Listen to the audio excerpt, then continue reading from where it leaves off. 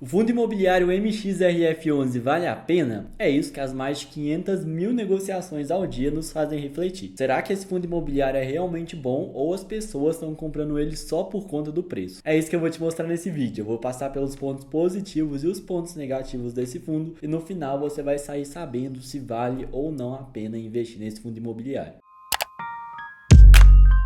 E aí, meus amigos, tudo bem? Sejam muito bem-vindos ao meu canal novamente. Se você ainda não me conhece, eu sou o Guilherme e aqui eu te ajudo a investir melhor e a escolher os melhores fundos imobiliários, como a gente vai fazer nesse vídeo. Pra gente começar a falar do MXRF11, nada melhor do que olhar as características principais dele. E aí, o principal fator que chama atenção da gente no MXRF11 hoje é o fator preço, né? Ele é um dos fundos imobiliários mais baratos da nossa bolsa brasileira atualmente e ele é acessível para todo investidor. Todo mundo que está investindo, né? Muito provavelmente tem R$ 10 para investir. Um ponto muito positivo desse fundo é que ele tem uma liquidez diária aqui de 530.296 negociações. Ou seja, por dia, mais de 500 mil cotas desse fundo são negociadas. Então tem muita movimentação desse fundo na Bolsa de Valores. Isso daí é bom para você que é investidor, porque faz com que as suas ordens de compra e venda sejam executadas rapidamente quando você envia para a Bolsa, porque tem muita procura, então você envia a ordem e ela é executada muito rápido, o que traz mais segurança para você, porque você não fica com o fundo agarrado lá para vender e te dá uma liberdade maior de poder comprar quantas cotas você quiser, porque como tem muita cota sendo negociada, você pode comprar uma quantidade maior mais rapidamente. Falando aqui do último rendimento desse fundo, no último mês esse fundo rendeu 11 centavos e esse rendimento ele representou cerca de 1,07% no valor do fundo, o que é um ótimo rendimento em comparação com as outras opções que a gente está tendo no mercado aí. No último mês ele rendeu muito bem. Sobre o valor patrimonial desse fundo hoje ele custa R$ 10,19 e ele está sendo vendido por R$ 10,25, então isso significa que esse fundo no momento está sendo vendido um pouquinho a mais que o valor que ele realmente vale, né? Tá dando uma diferença aí de alguns centavos. Dessa forma, o P sobre VP está em 1,01, ou seja, ele está sendo vendido por 1,01 a mais aqui do que o valor que ele realmente vale, né? Esse valorzinho aqui que está sobrando, que ele está sendo negociado a mais. Tá um pouquinho caro, mas dependendo do dia você consegue comprar ele pelo valor que ele realmente vale, que é esse valor aqui de 10,19 ou até menor. Sobre a constância de dividendos, esse fundo aqui ele é bem constante, né? Ele existe aí desde 2012 e desde 2012 ele vem trazendo um gráfico constante. Ele não ficou nenhum mês sem pagar rendimento, ele apenas teve as variações aí de rendimento ao longo dos meses, né? A gente consegue ver aqui que em alguns meses ele varia os rendimentos. Se a gente for pegar o mês de 2022, né, que é esse mês que a gente está aqui nos últimos meses, o menor rendimento aí foi de 0,09 e o maior foi de 0,12. Então ele variou aí de 0,09 a 0,12 nesse ano que a gente está agora. Então, a princípio, com base nas características que a gente acabou de ver, esse fundo é um bom fundo imobiliário. Ele tem características consistentes e que fazem a gente olhar ele com os bons olhos a princípio. Agora, a gente precisa entender de onde vem o dinheiro desse fundo imobiliário para a gente ver se esse fundo ele tem a capacidade de continuar pagando os rendimentos para a gente. Para isso, eu vou abrir aqui o relatório gerencial desse fundo para a gente entender melhor de onde vem os investimentos do MXRF11, né? De onde vem esse dinheiro que ele distribui aí para o investidor. E já aqui no relatório a gente consegue ver claramente de onde vem esse dinheiro, né? A maior parte do dinheiro desse fundo imobiliário está investido em CRIs, que são certificados de recebíveis imobiliários, né? Basicamente uma renda fixa ali, que ele empresta o dinheiro lastreado no setor imobiliário e recebe juros em cima disso.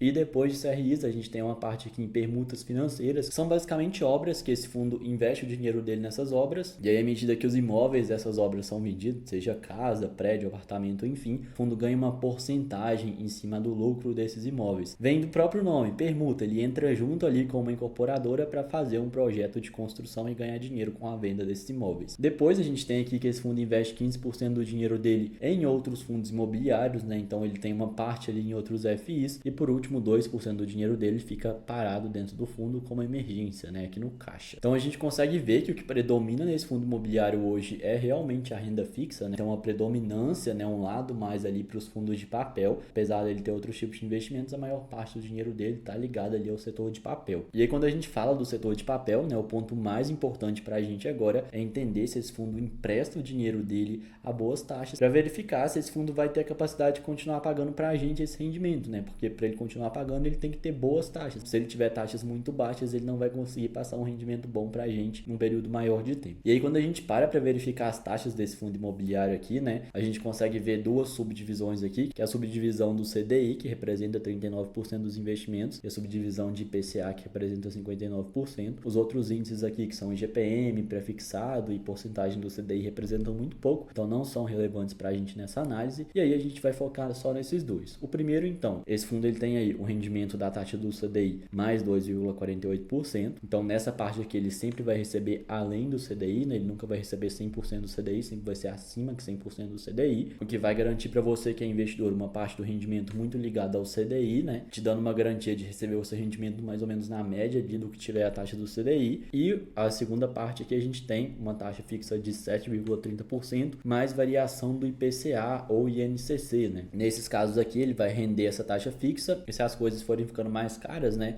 Ele vai render ali a diferença do IPCA. Se o IPCA não aumentar, né? Se o IPCA diminuir igual está acontecendo agora, ele não ganha essa diferença do IPCA, né? Rende só essa taxa fixa aqui. Nesse caso aqui, eu achei essa taxa aqui um pouco baixa, para ser bem sincero com vocês, no período que a gente está principalmente, né? Onde a inflação ela deu uma controlada agora, inclusive a gente teve um mês que a inflação foi negativa. Nesse último mês, esse fundo só recebeu 7,30%, né? Ao ano. 7,30% está bem pouquinho aí de rentabilidade para 59% do rendimento desse fundo. Essa taxa mais baixa aqui, ela quer dizer para a gente que nos períodos em que a inflação estiver menor, né, estiver controlada, não estiver crescendo muito, grande parte do patrimônio desse fundo vai render 7,30%, né, o que não é uma taxa tão alta assim. Inclusive, nos períodos em que a inflação estiver menor, esse fundo tende a distribuir menos rendimentos, porque a taxa que está ligada aqui ao indexador do IPCA é uma taxa mais baixa, né, não é uma taxa tão alta assim. Então, o investidor que for investir tem que ficar ciente que em períodos de controle de inflação, esse fundo não vai dar tantos rendimentos. Quando a inflação estiver alta, ele tende a dar mais rendimento. E aí cabe a gente pensar para um período futuro. Se no futuro, como o cupom está prevendo aí nas próximas reuniões dele, a taxa Selic diminuir e a inflação ficar controlada, esse fundo com certeza vai diminuir os rendimentos dele, porque ele está ligado ao CDI e por enquanto está rendendo bem porque a taxa está alta, mas quando a taxa diminuir, esse fundo também vai diminuir os rendimentos e consequentemente vai te passar a distribuir um pouco menos. Então saiba que no longo prazo, se as coisas melhorarem, ele vai diminuir um pouquinho ali o rendimento dele. E vale ressaltar que em comparação com os concorrentes, as taxas do MXRF11 estão um pouco abaixo, porque tem concorrente com taxas maiores, como por exemplo o VGHF11. Aqui eu estou com o relatório do VGHF11 aberto, né, e a gente consegue ver que ele tem muitas taxas ligadas ao CDI maiores que as do MXRF11, porque o MXRF11 está dando aqui 2,48% mais CDI. O VGHF11 tem várias maior que 2,48%, né, olha só, 3,75, 4, 4, 4, então as taxas estão um pouco maiores e as do IPCA do VGHF11 também estão maiores, olha só, tem de 9, de 8, de 9, então VGHF11 no geral está com taxas maiores aí que o MXRF11. O ponto positivo do MXRF11 é que por mais que ele tenha essas taxas um pouco menores, os pagadores dele têm uma taxa de confiabilidade grande, então é mais difícil que eles atrasem algum pagamento, gerando uma segurança um pouquinho maior aí para esse fundo. Por último, para a gente falar dos fundos imobiliários que o MXRF11 tem em carteira, vale a gente ressaltar o setor que são esses fundos imobiliários, né, que a gente consegue ver que ele está até bem diversificado entre os setores. Então, tem fundo imobiliário de shopping, de imóveis, fundo imobiliário de lajes corporativas, alguns indefinidos. Então, ele não está só exposto ao setor de papel. Ele tem um pezinho ali no setor de tijolo. Então, é uma diversificação que esse fundo tem aí que eu achei importante mostrar. Ele não está só num lugar. Ele tem algumas pequenas quantidades de dinheiro em outros setores também. O meu resumo sobre o MXRF11 com base nos fatos que eu acabei de apresentar para vocês aqui é que ele é um fundo imobiliário consistente nas características dele. O que isso significa? Ele tem um bom conjunto de custo-benefício, então ele está sendo mais ou menos negociado pelo preço que ele vale. Ele tem muitos investidores investindo, então vai ser fácil de comprar e vender esse fundo imobiliário na bolsa e no momento ele está com um bom rendimento, né? Quando da Selic que está alta e acaba puxando ali os rendimentos dele. Vocês viram que ele tem uma boa parte do patrimônio dele ligado ao CDI, que está 3,65% mais 2,35%. Então por conta disso ele consegue te dar ali uma rentabilidade de quase 1% ao mês. Nos períodos em que a Selic baixar e a inflação controlar, esse fundo imobiliário tende a diminuir os rendimentos dele também. Isso é uma coisa que você, investidor, tem que ficar ciente. Mas a gente tem que pensar também que quando isso acontecer, né, no geral, a renda fixa vai passar a render menos também. Então, meio que vai ficar na mesma balancinha ali e tudo vai passar a render menos, né? Não vai ser algo que vai acontecer exclusivamente com esse fundo imobiliário. Mas é algo que vocês têm que entender. Esse rendimento que ele está dando agora não necessariamente vai ser o mesmo num período em que as condições econômicas estiverem melhor. Pelo conjunto da obra, eu acho ele um fundo imobiliário muito interessante, principalmente porque ele tem uma constância muito grande, ele já está na bolsa há muito tempo e ele não é um fundo que falhou, né? Ele vem se mantendo ali ao longo dos anos. Então eu acho que para o investidor que quer um pouquinho mais de constância ali, um fundo imobiliário que está ali presente, pagando os rendimentos de 1%, pode ser uma boa opção. Eu só diria para você que for investir nesse fundo imobiliário para tomar cuidado e não comprar ele acima do preço, né? Tenta comprar ele no preço ou então abaixo do preço, porque no período em que a Selic diminuir e a inflação estiver mais controlada e os rendimentos desse fundo imobiliário caírem, pode ser que ele deu uma caída na bolsa de valores também. Se você comprar ele muito caro agora, você pode ter uma desvalorização aí no longo prazo. Então eu seguraria um pouco e só compraria ele no período em que ele tivesse no preço ou então abaixo do preço, fechou? Tem outros concorrentes para você considerar também quando a gente pensa nesse fundo, né, como o VGHF11, que tem taxas um pouco maiores ali, com um risco um pouco maior. Então assim, toma cuidado, dá uma verificada no preço dos dois quando for comprar, só para garantir que vai estar comprando ali um dos dois no melhor preço, por exemplo, se você tiver em dúvida entre esses dois fundos imobiliários. Se você gostou desse vídeo, não deixe de deixar o seu like aqui embaixo, ele me ajuda a trazer mais conteúdo assim pro YouTube. Curte para me mostrar que você gostou desse vídeo, dá dislike se você não tiver gostado também, tá tudo bem.